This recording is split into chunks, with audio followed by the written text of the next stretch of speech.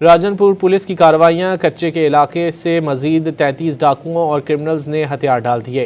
तर्जुमान Punjab police के मुताबिक कच्चा इमरानी, सुखानी और कच्चा कराची में ऑपरेशन जारी है, जिसमें ठिकानों पर ड्रोन के जरिए हमले भी किए गए।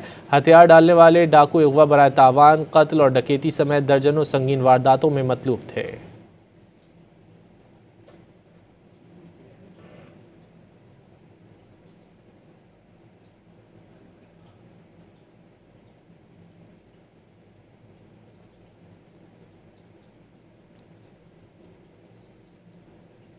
राजनपुर पुलिस की कार्रवाइयां कच्चे के इलाके से मजीद 33 डाकुओं और क्रिमिनल्स ने हथियार डाल दिए।